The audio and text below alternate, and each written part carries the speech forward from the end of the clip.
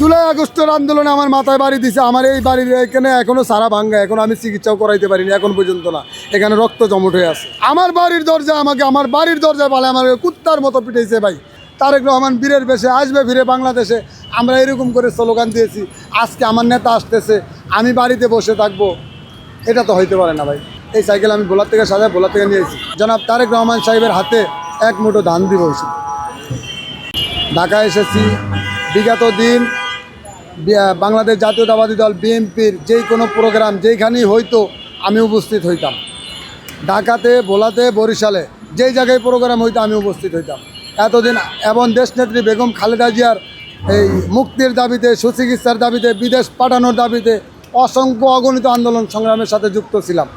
আজকে আমার নেতা জনাব তারেক রহমান সাহেব, দলের ভারপ্রাপ্ত চেয়ারম্যান, এতদিন পরে বিগত 17 বছর 18 বছর পরে বাংলাদেশে আসতেছে, যার জন্যে বিগত দিনে আমরা স্লোগান দিয়েছি তারেক রহমান বীরের বেশে আসবে ফিরে বাংলাদেশে, তারেক রহমান বীরের বেশে আসবে ফিরে বাংলাদেশে।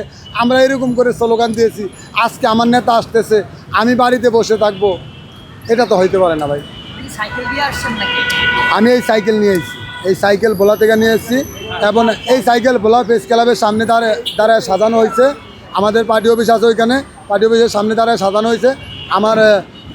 আমাদের বরাত ভাই ছিল এবং আমাদের শ্রমিক দলের অনেক ভাই বেড়াদার ছিল, সবাই মিলে এই সাইকেল সাজাই দিয়েছে। ওইখানেও রিপোর্ট করছে এরা। এই সাইকেল আমি ভোলার থেকে সাজায় ভোলার থেকে নিয়ে এসেছি। আমার ইচ্ছা আমার নেতা জনাব তারেক রহমান সাহেবের হাতে এক মুঠো ধান দিব। বাংলাদেশ জাতীয়তাবাদী দলের কাছে জীবন আর কিছু চাইব না। শুধু আমার নেতা যদি আমার হাত থেকে এক মুঠো ধান নেয়, আমার জীবন ধন্য। আমি একদম বিলীন হয়ে গেছে, আমাকে আমার অস্তিত্ব বিলীন করে দিছে। আমার 6টা কন্যা সন্তান, আমার ঘরে বাচ্চাদেরকে খাবারও দিতে পারিনি, তারপর আমি প্রোগ্রাম মিস করি না।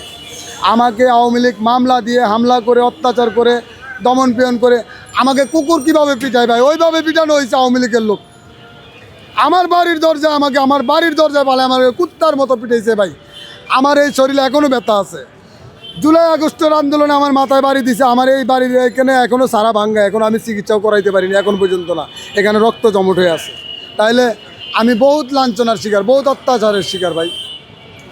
আমি তো এই জায়গায় আসার কারণ হলো আমি এতদিন আন্দোলন সংগ্রাম করছি, তার ফল আজকে আমার নেতার হাতে আমি এক মুঠো ধান দিব, আর কিচ্ছু না। এটা আমার নিয়ত।